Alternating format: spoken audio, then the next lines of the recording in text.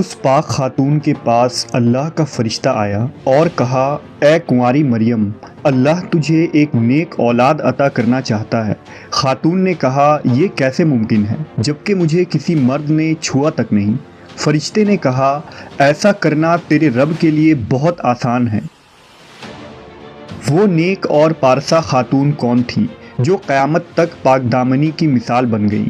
وہ خاتون جسے اللہ نے اپنے زمانے کے تمام عورتوں پر برتری عطا فرمائی۔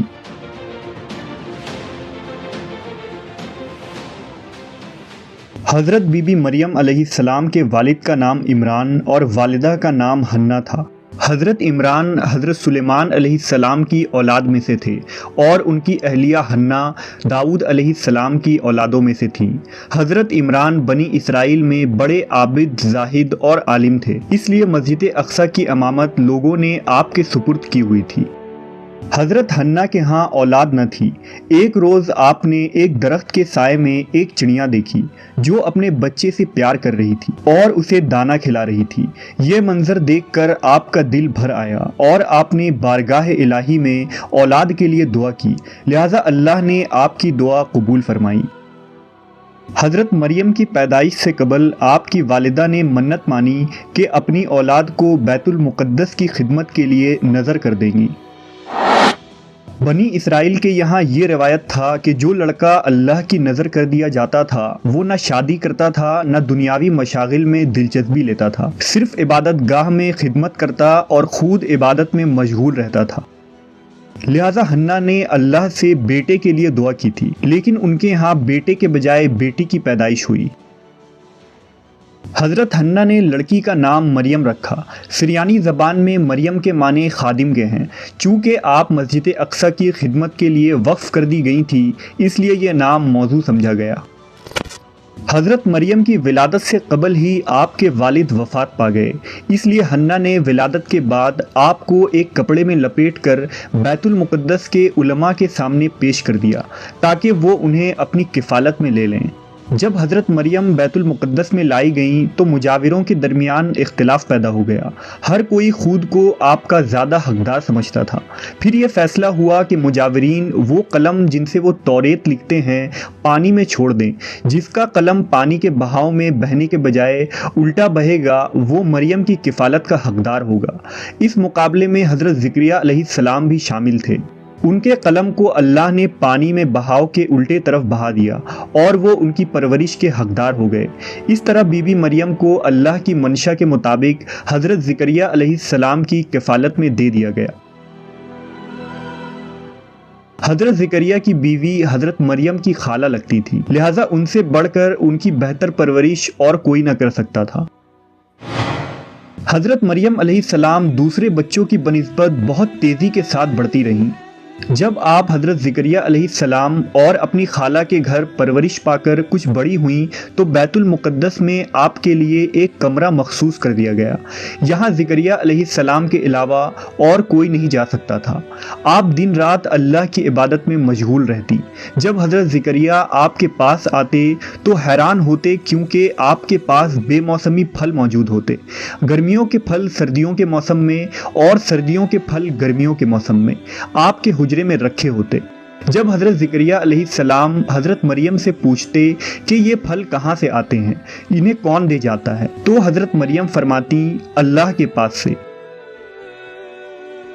اللہ نے بی بی مریم کو پسندیدہ اور مومنہ بندی میں شمار کیا تھا، جیسا کہ سورہ آل عمران میں ارشاد ہوا، اور جب فرشتوں نے کہا، اے مریم، بے شک اللہ نے چن لیا ہے تمہیں اور خوب پاک کر دیا ہے اور پسند کیا ہے تمہیں سارے جہان کی عورتوں سے، اے مریم خلوص سے عبادت کرتی رہو اپنے رب کی اور سجدہ اور رکوع کرنے والوں کے ساتھ۔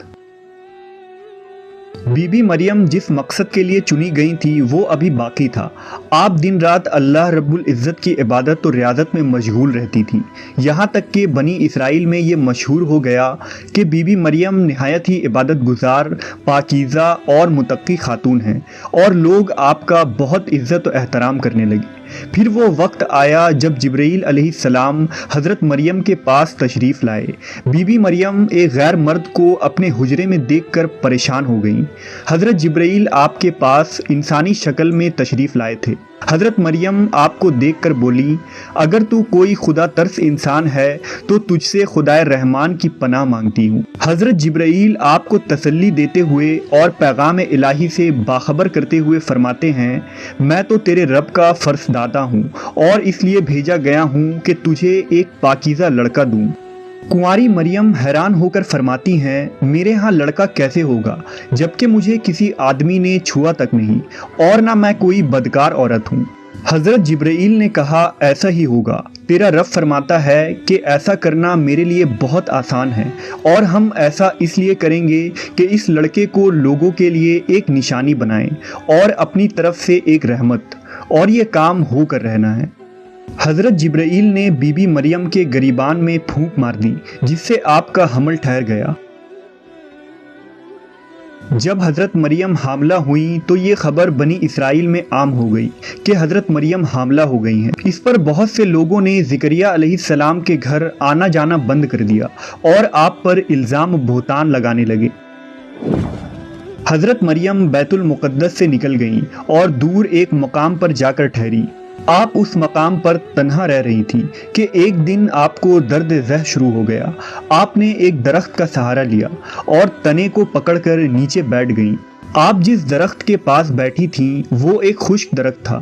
جب آپ اس درخت کو ہلاتیں تو معجزے سے وہ درخت سرسبز ہو کر پھل دیتا تھا۔ حضرت مریم درد سے بے چین تھیں، بدنامی کا خیال تھا۔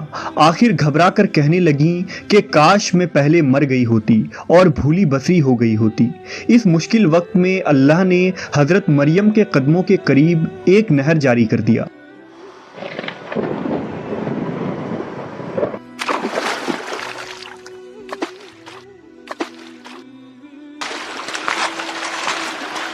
اور ندا آئی کہ پانی پیو اور کھجور کھاؤ تاکہ جسم کو تقویت پہنچے، پھر اپنی اولاد کو دیکھ کر آنکھوں کو ٹھنڈک پہنچاؤ۔ اسی عالم میں حضرت عیسیٰ علیہ السلام کی پیدائش ہو گئی۔ آپ اپنے بیٹے کو لے کر قوم کے پاس آئیں۔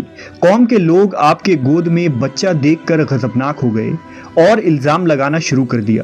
ہر طرف سے لوگ تانا دے رہے تھے۔ حالت زار تنگ ہو گئی۔ تب مریم علیہ السلام نے بچے کی طرف اشارہ کرتے ہوئے کہا کہ اس بچے سے بات کر لو، تمہیں تمہارے سارے سوالات کے جواب مل جائیں گے۔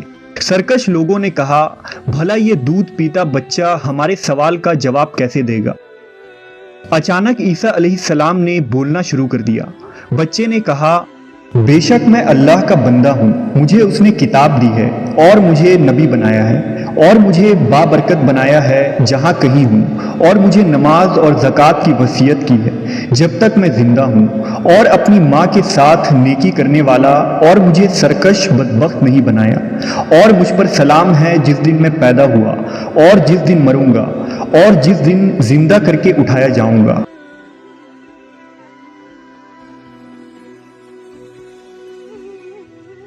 اس کے بعد حضرت مریم حضرت عیسیٰ علیہ السلام کو لے کر مصر چلی گئیں۔ جب حضرت عیسیٰ علیہ السلام کی عمر مبارک 13 سال ہوئی تو بیت المقدس واپس آ گئیں۔ روایتوں میں حضرت مریم علیہ اسلام کے علاوہ کیتھولک اور آرتھوڈاکس عیسائی بھی حضرت مریم علیہ السلام کو نہایت ہی عقیدت، آپ وہ واحد خاتون ہیں جن کا نام قرآن مجید میں درج ہے اور بائبل کے پرانے عہد نامے میں بھی موجود ہے۔ حضرت عائشہ سے روایت ہے کہ نبی صلی اللہ علیہ وسلم نے فرمایا، اللہ نے مجھے خبر دی ہے کہ جنت میں میرا نکاح مریم بنت عمران، موسیٰ کی بہن کلثوم اور فرعون کی عورت آسیہ سے ہوگا۔ تو دوستو یہ تھا حضرت مریم علیہ السلام کا واقعہ جو کہ حضرت عیسیٰ علیہ السلام کی والدہ ہیں، اور ان کی کس طرح سے اللہ تعالیٰ نے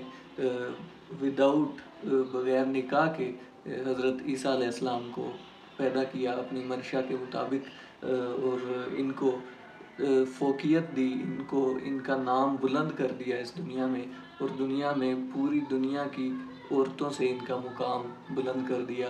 تو یہ تھی حضرت مریم علیہ السلام۔ تو دوستو امید ہے ویڈیو آپ کو اچھی لگی ہوگی، واقعہ انٹرسٹنگ تھا اور آپ کو کافی معلومات میں اضافہ ہوا ہوگا۔ سو ملتے ہیں نیکسٹ ویڈیو میں، تب تک کے لیے اللہ حافظ۔